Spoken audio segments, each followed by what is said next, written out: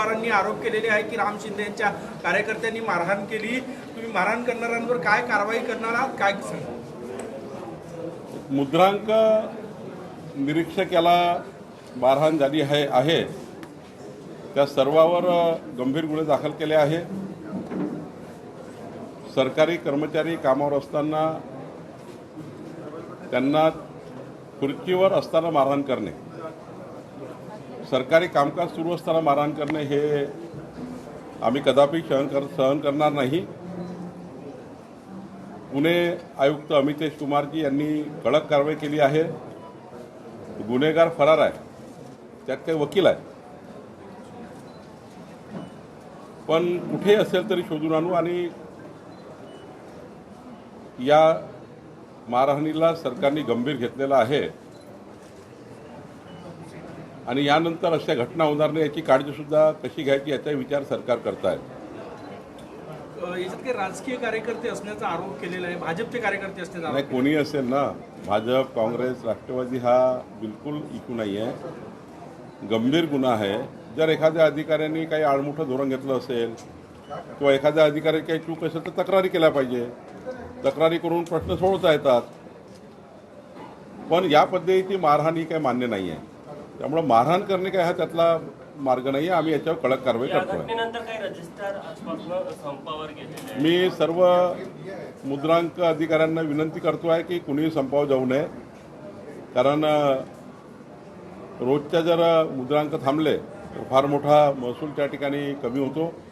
ठीक आहे, तो बुडत नाही कारण कधी ना कधी त्या नोंदणी होणार आहे, पण जर सरकार गंभीर आहे, आमचे IGR बिनवडे कालच पोलीस कमिशनरची भेटून आले आहे, यामध्ये आम्ही खूप कडक भूमिका स्वीकारली आहे, कुणाला सोडणार नाही। काल तुमच्या भाषणामध्ये तुम्ही तुमच्या पदाधिकाऱ्यांना सांगितले की लेटर हेडचा गैरवापर करू नका, पद हे सेवेसाठी आहे असं सांगितलं। भारतीय जनता पार्टीचा विचार हा पंडित दीनदयाल उपाध्यायजींनी दिलेल्या मूलमंत्रावर आहे। समाजाच्या शेवटच्या व्यक्तीच्या कल्याणाकरता काम करायचं आहे। केंद्र सरकार, राज्य सरकारच्या सर्व योजना गरीब माणसापर्यंत पोहोचवायच्या, लाभार्थ्यापर्यंत पोहोचवायचा आमचा विचार आहे। आणि अशावेळी काही पदाधिकारी लेटर पॅडचा दुरुपयोग करून याला बिअर बारचं लायसन द्या, त्याला हे करा, ते करा, अशा काही तक्रारी मधल्या काळामध्ये फेसबुक आणि इंस्टाग्रामच्या माध्यमातून, सोशल मीडियातून काही पत्र व्हायरल झाले। ठीक आहे, ते डुप्लिकेट निघाले, ते चुकीचे निघाले, पण मी सक्त सूचना दिल्या आहे की ज्यांना ज्यांना काल पदाधिकार मिळाला आहे, नागपूर जिल्ह्यात नवीन कार्यकारिणी झाली आहे, कुणीही लेटर पॅडचा गैरवापर करू नका। या ठिकाणी जे अवैध व्यवसाय करणारे जे लोक आहेत त्यांना पाठीशी घालू नका। सट्टा, जुवा, मटका, दारू विकणाऱ्या लोकांना मदत करू नका। अवैध धंद्याच्या विरुद्ध आमचं सरकार लढतं आहे, MDच्या विरुद्ध आम्ही लढतो आहे, गोहत्येच्या विरुद्ध आम्ही लढतो आहे। अशावेळी पदाधिकाऱ्यांनी आपल्या लेटर पॅडचा वापर हा जे ड्रग माफिया आहे, जे सट्टा आहे, जुवा आहे, हा थांबवण्याकरता वापरावा। या लोकांना सपोर्ट करण्याकरता कुठल्याही लेटर पॅडचा वापर करू नका, कारण अनावधानाने कितीतरी लोक लेटर पॅडचा वापर करतात, कधी आमच्या लेटर पॅडचा वापर करतात, कधी पदाधिकाऱ्याच्या लेटर पॅडचा वापर करतात, आणि त्यामुळं मी जपून राहता सल्ला सर्वांना दिला आहे। जिल्हा परिषदेने स्वनिधीमधनं ट्रायसिकलचं वितरण केलेलं आहे आणि काही सक्सेस स्टोऱ्या देखील त्यामध्ये पाहायला मिळतात। हे बघून आपल्या जिल्हा नियोजन समिती अंतर्गत पुढे ही योजना व्याप्ती वाढवण्याची शक्यता आहे। मागच्या वेळी मी आमचे महामुनी CEO यांना सूचना दिली होती की निराधार, अपंग, अंध अपंग निराधार लोकांना करता एक रोजगाराची योजना तयार करा। तर जिल्हा परिषदच्या स्वनिधीतनं एक 1.25 लाख रुपयाची सायकल आम्ही डिझाईन केली, ज्या सायकलसोबत, ट्रायसायकलसोबत अपंगाची ती सायकल आहे, एक प्रकारचा ई-रिक्षा आहे, त्याला टायअप केला झोमॅटोशी, आणि झोमॅटोनी एक या सर्व अपंगांना जी आम्ही सायकल दिली त्यांच्याशी करार केला। आणि आज मला या गोष्टीचा अभिमान आहे की आम्ही ट्रायसायकल दिली, झोमॅटोने रोजगार दिला, आणि आज जवळपास या ठिकाणी प्रतिरोज 800 रुपये आमचा हा दिव्यांग व्यक्ती कमवतो आहे, 24,000 रुपये महिन्याचे कमवतो आहे। आपण जर पाहिजे असेल तर त्यांच्याकडे सक्सेस स्टोरी ते बाहेर थांबलेले आहेत, आणि आज आम्ही माननीय आशिष जयस्वालजी, मी, आम्ही सर्वांनी मिळून, कृष्णा खोपडेजी, आम्ही सर्वांनी आज आम्ही समीर मेघे आणि आम्ही सर्वांच्या मतदारसंघामध्ये सायकल वाटप केलं आहे, झोमॅटोशी टायअप झालेला आहे, आणि पुढच्या काळामध्ये आम्ही सॅच्युरेशन मोडला चाललो आहे। या जिल्ह्यातला कुठलाही अपंग व्यक्ती बिना ट्रायसिकलने राहणार नाही. डॉक्टर पोद्दारजींनी एक या ठिकाणी सर्वेक्षण केलं आहे. आम्ही सर्व सर्वेक्षण करतो आहे. आपल्या आपल्या मीडियाच्या माध्यमातून माझी सर्व अपंग या ठिकाणी व्यक्तींना विनंती आहे, दिव्यांगांना विनंती आहे की त्यांनी अशा ट्रायसिकलसाठी कॉर्पोरेशन कमिशनर विपिन इटनकरकडे, कॉर्पोरेशनमध्ये NMRD आणि झेडपीकडे, जिल्हा परिषद COकडे अर्ज केले. या सर्वांना रोजगार निर्मिती करण्याकरता आम्ही DPCच्या किंवा खनिकर्म महामंडळाच्या पैशातनं सॅच्युरेशन मोडवर योजना तयार करू. एकही सुटला नाही पाहिजे, कुणालाच या ठिकाणी योजनेत राहू नये यासाठी आम्ही योजना तयार करतो आहे. लक्ष्मण हाके राजकीय पक्ष काढणार आहे, त्यामुळे OBC मतांमध्ये काही विभाजन होईल की याचा फटका सरकारला बसेल काय म्हणावं? कुणाचा आज अंदाज बांधणं काही योग्य नाही. त्यांना त्यांची पक्ष काढण्याचा अधिकार आहे. लक्ष्मण हाकेंनी जो काही पक्ष काढताय त्याच्याबद्दल आमच्या त्यांना शुभेच्छा आहे. पण शेवटी देवेंद्र फडणवीसचं सरकार, आमचं सरकार हेच OBCच्या कल्याणाकरता बऱ्यापैकी आम्ही या ठिकाणी काम केलं आहे. पंतप्रधान नरेंद्र मोदीजींच्या या 11 वर्षाचा काळ, देवेंद्रजीचा काळ, एकनाथ शिंदेजीचा काळ, या काळामध्ये आम्ही या ठिकाणी जेवढं OBCंना जास्तीत जास्त या ठिकाणी योजना येता येईल. आता या ठिकाणी महामंडळ तयार झाले आहे, त्यांचंही गठन करणार आहोत. जवळपास 22 वेगवेगळ्या समाजाचे मंडळ आम्ही तयार केले आहे, त्याच्या गठन आम्ही करणार आहे. त्यांना निधी आम्ही देणार आहे. त्यामुळे लक्ष्मण हाकेचे काही इश्यू असतील त्यावर चर्चा करू, पण त्यांनी आपली पार्टी काढली तर माझी काही मनाई नाही. सर, पूर्व विदर्भामध्ये जवळपास 58% पेरण्या झालेल्या आहे. पावसाचा विलंब झाल्यामुळे पेरण्या अफेक्ट झालेल्या आहे आणि उत्पादनावरही परिणाम होणार आहे. सरकारचं नियोजन कसं आहे? आता थोडी वीज वाढवून द्यावी लागेल, कारण काही ठिकाणी पाणी आहे पण 6 तास वीज आहे. शेवटी धानाचे पर्याय जिवंत ठेवावे लागतील. काही ठिकाणी विजेचं नियोजन करावं लागेल. काही ठिकाणी जलसंधारणच्या माध्यमातून जे छोटे छोटे वॉटर बॉडी आहे त्याचं नियोजन करावं लागेल. काही जलसाठ्याचं नियोजन करावं लागेल. पिकं तर वाचवावी लागतील आणि दुष्काळ येऊनही काळजी आम्हाला घ्यावी लागेल. त्याचं नियोजन आम्ही DPCमध्ये करतो आहे. मी माननीय मुख्यमंत्री देवेंद्र फडणवीसजींचा आभार मानतो की नागपूर जिल्ह्याला 1400 कोटी रुपयाची DPC यावर्षी दिली. यातनं आदिवासी आणि मागासवर्गीय कल्याणाची अनेक योजना आम्ही करणार आहोत आणि या DPCच्या माध्यमातून आम्ही आज विचार करणार आहोत की दुष्काळग्रस्त भागामध्ये जर उद्या दुबार पेरणी करावी लागली त्यांना बियाणं देता येईल का, त्यांना अजून काही आर्थिक मदत देता येईल का, काही DPCच्या योजनासुद्धा आम्ही आता करणार आहोत. जनता दरबारचं जे मॉडेल आहे ते प्रचंड यशस्वी होताना दिसते. काल तुमच्या जनता दरबारमध्ये जवळपास 6 ते 7 हजार लोक एका वेळेस होते.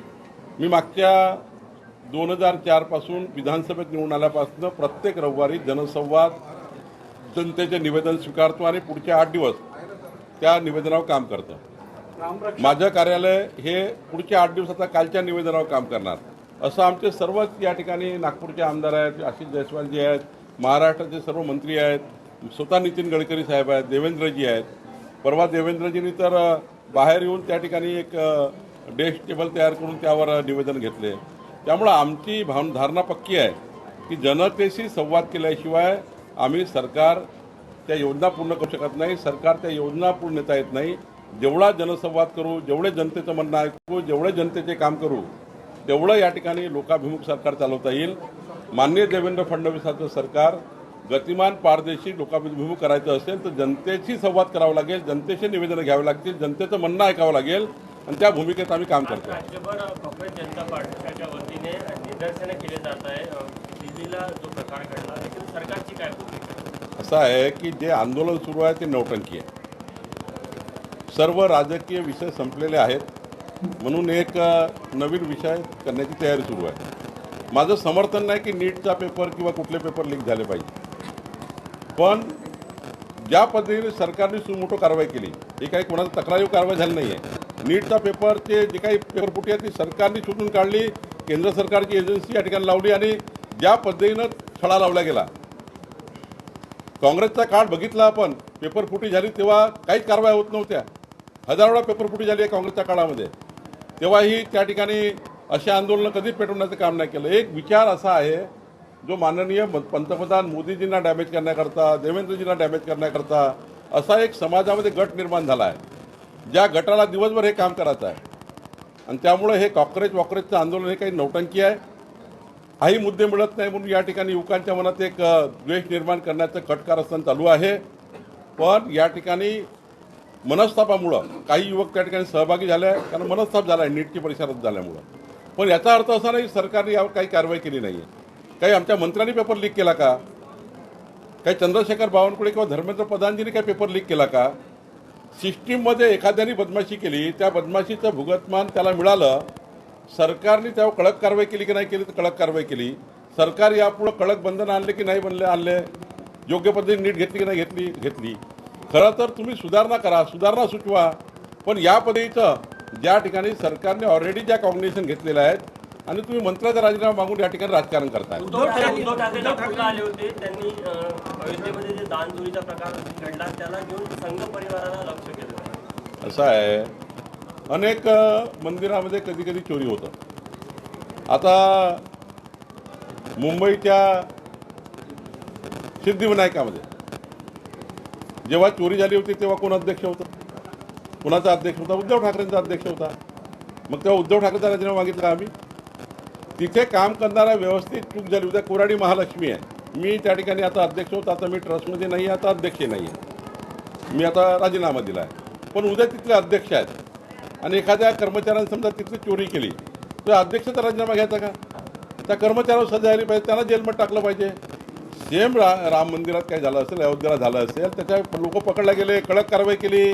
त्यानंतर चोरी होण्याच्या कडक बंधन त्या ठिकाणी कसं करता ते बघितलं. एखाद्या मंदिराच्या कर्मचाऱ्यांनी चोरी केली त्याला अध्यक्षाला राजीनामा मागताय.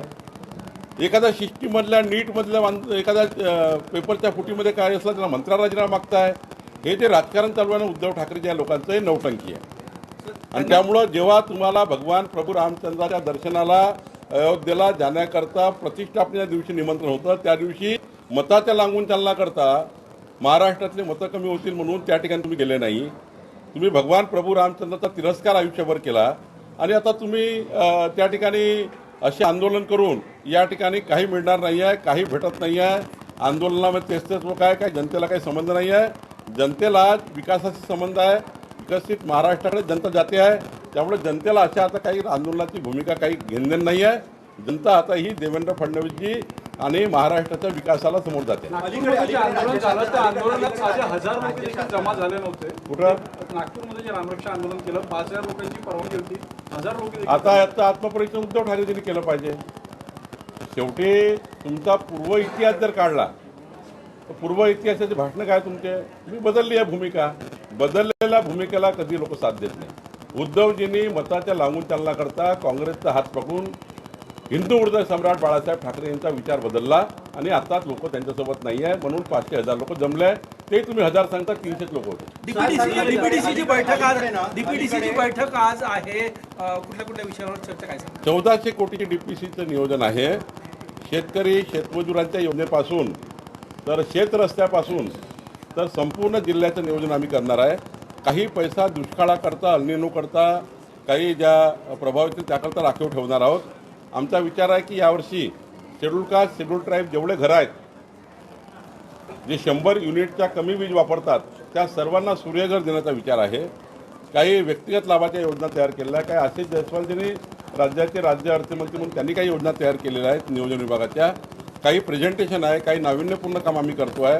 दिव्यांगाचं जसं आम्ही नाविन्यपूर्ण करतो तसं काही नाविन्यपूर्ण योजना करतो आहे. मी आपल्या प्रेसला एक ब्रीफ नोट पाठवेल ज्यामध्ये आज काय काय आम्ही विचार केला आहे. महत्वाचे निर्णय घेतले आहे. एक महत्वाचे निर्णय घेतले होते, त्याचा कौतुकही झालं. एक तर म्हणजे ज्या प्रायव्हेट ट्रॅव्हल्स आहेत त्या शहरात येऊ नये. दुसरा होता तो पॉलिथिन संदर्भात होता की पॉलिथिनचं हे व्हावं. तिसरा फुटपाथ संदर्भात होता. निर्णय झाले, काही दिवस चालले, कारवाया झाल्या, पण आज जैसे ती स्थिती आहे. पुन्हा कारवाया करू, पुन्हा त्या निर्णयाला पुनर्विलोकन करू. काय एखादा निर्णय झाला तो नाही इम्प्लिमेंट झाला तर पुनर्विलोकन करायला लागतं. पुन्हा त्याची आता आढावा घेऊ. येणे रद्द करायचे काही प्रकार आहे. येणेचा कायदा राज्यामध्ये रद्द झालेला आहे. समजा जुना येणे रद्द करायचा असेल तर त्याला झोन बदलून टाकायचा. येणे रद्द करायची गरज नाही. समजा एखादा ॲग्रिकल्चर झोन असेल त्याला रेसिडेन्शियल व्हायचं असेल, येण्याची गरज नाही, झोन बदलायचा. ज्याचा रेसिडेन्शियल किंवा इंडस्ट्रियल बेल्ट असेल त्यांना ॲग्रिकल्चरमध्ये वापस जायचं असेल तर त्यांनी झोनिंग बदलून घ्यायचा. येण्याचा कायदा रद्द झालेला आहे. येण्याची गरज नाही, येण्याचा रद्द करायची गरज नाही. येण्याचा कायदा संपला. आता झोनवर जावं लागेल. जर ॲग्रिकल्चर झोन झाला असेल तर रेसिडेन्शियल झोन पाहिजे, रेसिडेन्शियल झोन करून घ्या. ज्याचा रेसिडेन्शियल झोन झाला असेल त्याला ॲग्रीमध्ये जायचं आहे, त्याने ॲग्री झोन बदलून घ्या. झोनिंगवर या ठिकाणी आता विकास होणार है। सर हिंदी में जानना चाहेंगे सोनम वांगचुक को लेकर जो कल हादसा हुआ